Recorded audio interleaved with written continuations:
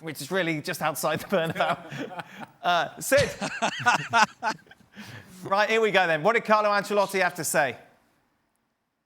Well, Ancelotti was talking about a game that could have gone a different way. I think he was prepared to recognise some of their flaws. He was prepared to recognise the fact that this isn't just tonight. That of course it means that Barcelona are 6 points clear, and that that Madrid haven't had a great start to the season. But he insisted on saying that we had 3 or 4 really clear chances. That until they went 1-0 up, we looked more likely to score. And then he made the point of the goal that was ruled out, which would have made it 2-1, I believe. Yes, it would have made it 2-1. He said, at that point, it killed us. And at that point, we were wide open. At that point, they had lots and lots of easy chances. But until then, it was a different kind of game. And I think that analysis, obviously, is understandable. But I think immediately after a match like this, and given the difficulties Madrid have had in other games so far this season, I'm not sure how far that will go to convincing people here. What goal killed them, Sid, that got chopped off? The goal that was ruled out. The goal that was ruled out that would have made it 2-1. So it's when Mbappe was clearly offside. One of the many offsides. Yeah, when he played it. Well, the goal didn't kill them. What killed them was his star man ran offside like a school kid all evening long. That's the problem. Well, we talked about this at half-time, didn't we, Craig? And I think there's lots of really interesting things to pick up on this. And we were saying pre-game that all of our viewers who'd listened to us over the last couple of days might have thought we were really going over the top with how much focus we put on that offside line, how much focus we put on how high Barcelona play. And yet this Clasico is partly a story, or in fact I would say largely a story, played out through that. And that has 2 sides to it. It has the side of how well Barcelona play that offside trap, and we look at it and think, this looks reckless, this looks scary, this looks like they're going to get caught. And yet, I suppose if they keep getting it right, maybe we have to recognise that, well, they're clearly doing it pretty well. But the other part is, as you say, is Mbappe getting caught offside. And I suppose the best way of offering a portrait of that is to show the Barcelona goal. When Real Madrid are the team that get caught by precisely the thing that we thought that Barcelona might get caught by, a high defensive line, a ball through the middle, a striker running through. And you watch that, and I was really conscious of your words, actually, when I watched this, because you've been saying it at halftime. I watched it, and Lewandowski does a little run backwards and curves his run precisely the kind of thing that you were talking about at halftime. Gets away, is onside because Mendy is a little bit further back than the rest of the line, and scores the goal, which, of course, changes the nature of this Clasico. Sid, what was the reaction from the fans to Mbappe as he kept getting caught offside? It's difficult to give you a really clear answer on that because I don't think that we saw a unanimous reaction. Obviously, the fundamental thing is we saw a frustration.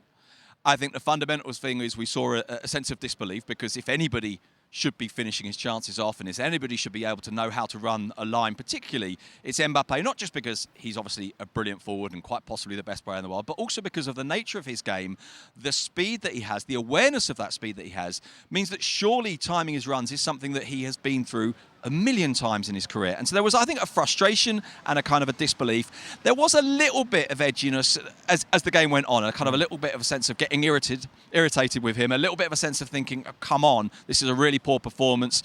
But it didn't reach the point, I don't think, of people turning on him. I think it would be much too much to suggest that that was the case. Was there any sort of Ronaldinho-esque reception when Lamine Yamal scored? Not that I heard. Now, I wouldn't swear that to you 100%, not least because I'll be honest with you, at that point I had the earpieces in and I was trying to find out a piece of information about the second goal and then the third one goes in. But when he did the little dance in the corner and he pointed at his braces, which are blue and red and with diamonds, and there's a Barcelona thing, and pointing his shirt, I think there's a fondness for Lamine Yamal, but I wasn't conscious, and I did take them out, but maybe a tad late, of there being any kind of applause like that, no. Real Madrid in trouble, aren't they, Sid? Define trouble. Well, I mean, 6 points behind, their rivals look brilliant. Yes, they brought in a player, they're defending champions in La Liga in the Champions League. Their star man isn't doing it. Vinicius Jr. didn't turn up today. Bellingham wasn't good. Their back four was completely and utterly outplayed. You okay? I'm just saying. All right. Yeah, you know what? That's a brilliant definition. Thank you. Yeah, I asked you to define trouble, and you have defined some serious trouble. I'm used to it, Sid. Yeah, that's big trouble in Little China. I mean, yes, they are in trouble. I mean, I do think that 6 points isn't an insurmountable problem. I do think that this is a team with a lot of talent in it that at some point will get it right. Admittedly, when you start to lose ground in La Liga, it can be hard to recover it again. I suspect that their season will be defined, as it always is, by Europe more than domestically, and maybe there's time for that to happen. And, you know, I think we sometimes... At times it's worth taking a step back. Last year, for a lot of the season, I would say probably until around about, what do you think, maybe January, maybe February, we watched Real Madrid and we weren't sure they were that good. And yet by the end of the season, they were miles better than everyone else. They won the league by a very long way. They deservedly won the Champions League, albeit they were on edge quite a few times during the Champions League. They beat Barcelona, didn't we? No. This is it. This is a new... Yeah, I agree with you. I do think that in terms of a team dominating them, I think we've seen Manchester City dominate them more than this, and they've found ways through sometimes, not always. Remember last season, they went into it off the back of having beaten 4-0 by Manchester City at the end of the previous season, and that really did feel like the end of an era, and somehow they held on to it.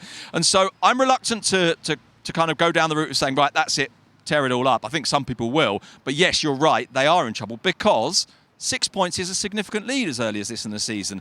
It doesn't mean it's insurmountable, it's not, but it's big. Okay. So, of all these problems that Dan just briefly has touched on, what was the biggest one? Sid, what's the biggest one? Because there seems quite a few to me. For me, for me, I think the biggest one. I mean, right. In a way, this is I'm going to give you an answer that maybe doesn't entirely convince because it's maybe too simplistic, but I think in a way it's the most profound one of all. For me, the problem isn't go through the team and say, well, that player's not doing this and that player's not doing that and that position's not right. It's to look at them and say, we haven't really seen them play well yet. There isn't the sense of a structure. There isn't the sense of an idea. There isn't the sense of a plan. Now, I'm reluctant to go too far down that route because we've seen that before and seen them come through it and be fine by the end of the season. But really and truly right now, I wouldn't look at it and say, well, it's because Mbappe's not scoring. Or look at it and say, well, because Bellingham's not quite in the place he was last year. Or look at it and say, well, that back four, I've got doubts about it. Or even the goalkeeper. I would look at it and say, it's a broader question, which is, what's the plan? What is it that they're doing? They haven't really played a 90 minutes of a really good game all season. Sid, you get to go home now? Hey, it's not far. Do I? I mean, it's a Saturday night, Dan, and it's a Saturday night, and it's only midnight. I think it might be time. Might be time for a bit of jamon. Oh yes, Sid, I love it. How far's he got? He lives in a posh area outside of Madrid. Of course he does. Yes, exactly. Yeah. Yeah, of course. Yeah. I was right. That's what happened. I live right next to a McDonald's, so maybe I could go there. Okay. Well, when he sells all those books. Don't look at the news. Okay. Have the fries. That's all.